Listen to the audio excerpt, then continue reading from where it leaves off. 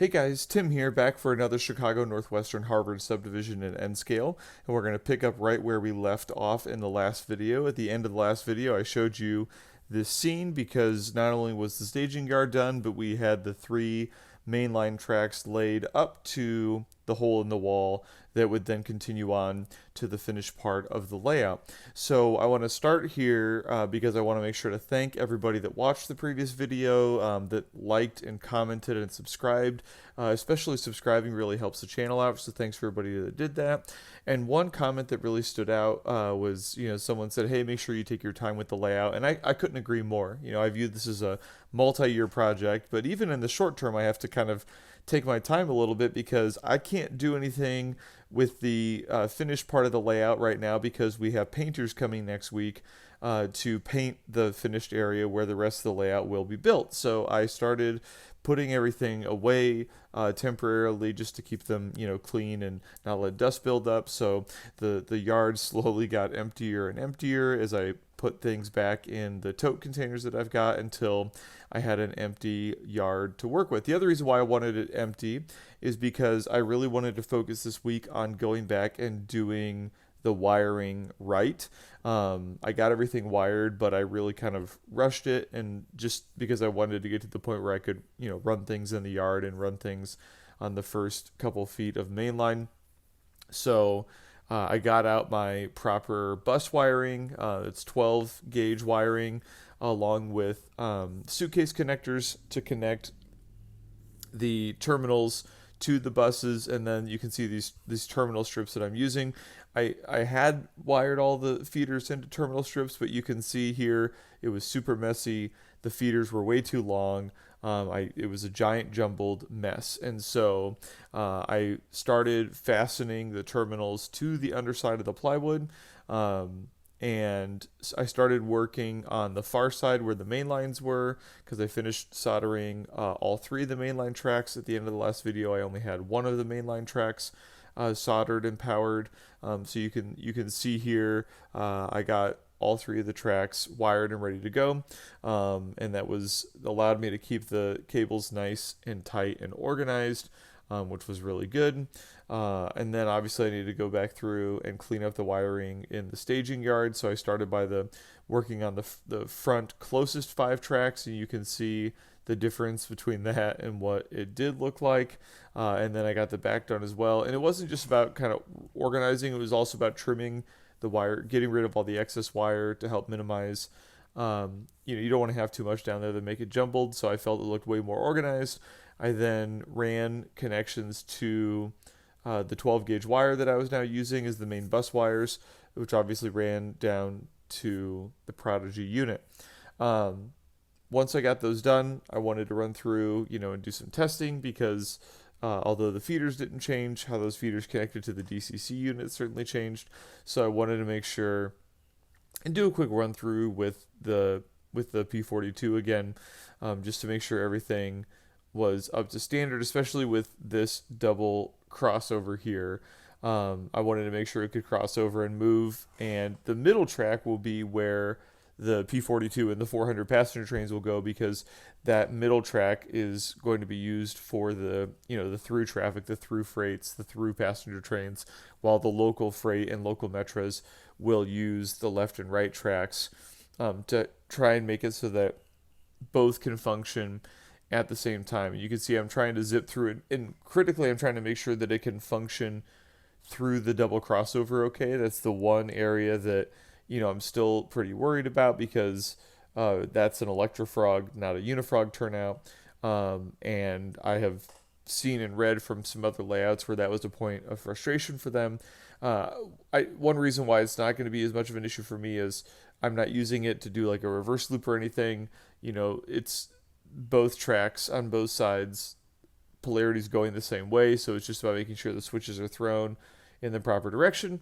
But also I had to test the far right track as well, because again, last time that wasn't wired, so I wanted to run through and test that as well to make sure that, like I said, everything was looking smooth as I went back and redid some of the wiring to be cleaner, more efficient, and more organized. And so that's why I'm kind of grateful that we don't have the painters coming until early next week, because it's forced me to go back through and do work that usually I would say is pretty tedious. And I might skip over it because I really want to keep working on getting more track laid, extending the mainline run, allowing me to run more trains. But I think in the long term, I'm grateful that I have this time, so that way, I can get it done. The other piece that I'm getting ready to do, and I'll show you a clip here in a minute, I got some more rolling stock in. Namely, I managed to get my hands on 2 additional Rapido Horizon cars, which is important because they're kind of hard to find. I'm quickly learning that, especially with N scale, most companies do pretty limited production runs, and you really got to grab the stuff you want when it comes out, because after that, stock really isn't guaranteed. And so I'm really trying to be more mindful about monitoring new project announcements. I think I have like half a dozen things waiting on pre-order, but because those Horizon coaches are in, I'm ready to send that and the P42 I showed you last week out to get painted.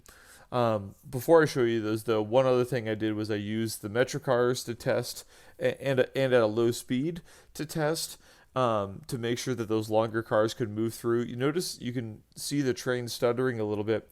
It's because the F40 has a smaller wheel set, and I haven't powered the frogs yet at this point, and you can tell that there. So this is showing you what I would like the 400 consist to look like, where you're gonna see it's gonna have a P42 on both sides, and it's got five passenger cars, two coaches and one dinette. I think that's gonna look really cool. It kind of looks similar to what the Brightline consists look like, and it fits kind of the compressed vision that I have here in N scale. One other piece, just a design change that I want to show you. I did have to slightly modify how I'm going to work the swing gate. I went out and did some remeasuring, and I realized that I was having that blue phase 3 get a little too close to where the door is, so I had to make some remeasurements and adjustments. You can see here I kind of mocked up where the ends of the benchwork would be on either side. But the other piece that I'm kind of excited about is I was restudying the area. You can see over here, as part of phase 7, right now in real life, that siding only has one track, and it terminates at the Hyper Microsystems where those 10 cars get dropped off. But just to the left of that in real life is an Amazon fulfillment and delivery center, and I thought it would be really cool if in my world Amazon decided to get some tracks laid so they could have kind of a mini intermodal facility, and have materials arrive via intermodal containers. And those track lengths, if they do end up working out, would allow for about 7 well cars on each track. And so I think that's another cool local freight, local switching opportunity that I want to be able to add a little more operation to the layout.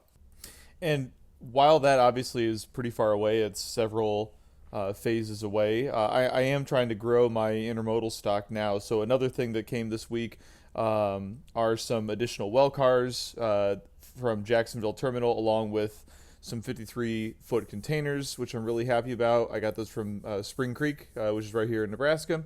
And then, like I showed you briefly earlier, the 2 Rapido coaches, which are going to go right out and get painted. But what I'm saying is kind of the lore background, the story background for the layout, if you will, is that there was such an increase in demand for ridership for the 400, which again in the timeline of the layout is still only going to Madison currently, because they're working on reconstructing the layout, the rails to get all the way up to Minneapolis. But even ridership to Madison has grown faster than expected, and so they did another wave of purchases from Amtrak, and they didn't even want to wait with some of them in terms of getting them painted. They wanted to put them into service immediately.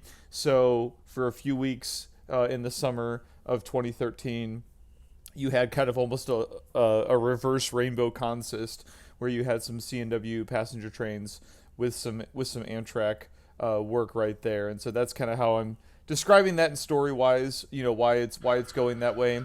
And I think I'm going to try and do that where I incorporate how my purchases would reflect developments in the life of the layout like that. But I'm excited to get the Rapido coaches and the P42 painted because I'm definitely loving having sound with this train. I think it's going to add the perfect amount of additional character to really make it fun to run this 400 train. So that'll be super cool. The one other thing that I did this week was I finally laid a programming track down. I just laid down a piece of flex track back on the back side of the staging yard. And that was really needed because I had some locomotives that were I needed to get them on a programming track to fix some decoder issues. So I had these two Milwaukee, Racine, and Troy Atlas locomotives that would not program on the main at all. It didn't matter. And then if I tried to just pull up, 3, the default address, they wouldn't respond to commands. For some reason, though, they were just fine on the programming track, and I was able to reassign them to their road numbers, and then I was able to get them to run. And then I had read online in a few places that sometimes Atlas locomotives in particular almost need to kind of like get warmed up when you get them fresh out of the box. And so it definitely took a couple runs up and down. I've got this at this is it running on speed step 15. And you notice, again, these 4-wheel axles definitely struggle on those unpowered frogs, like I mentioned earlier as well. But it definitely took a little bit of running up and down to get it to actually kind of respond at a decent speed. But once I did, then they were good to go. And although I'm not modeling Harvard itself anymore, which is where I imagine the Milwaukee, Racine, and Troy would intersect with the Chicago Northwestern, I do think that I'll still do some opportunities where I use these locomotives that, maybe in peak times, they might just take the Milwaukee, Racine, and Troy just might run the grain down directly to Proviso rather than try and interchange with the CNW at Harvard, especially if it's a particularly long train. So I thought that would be kind of a cool addition as well, would be, to have, a foreign power freight running, pulling into the yard and running, which would be cool. So I'll close with going back to that shot of the full consist of the 400. But that's what I got done this week. My goal for next week is to wrap up the wiring at the first part of the week while the painters are here. And as soon as the paint is dry, build the bench work and hopefully extend the main line out to where the swing gate will be so we can do some more running. So until then, thanks so much. Tune in next time. Make sure to like and subscribe and look forward to the video next week. Thanks very much.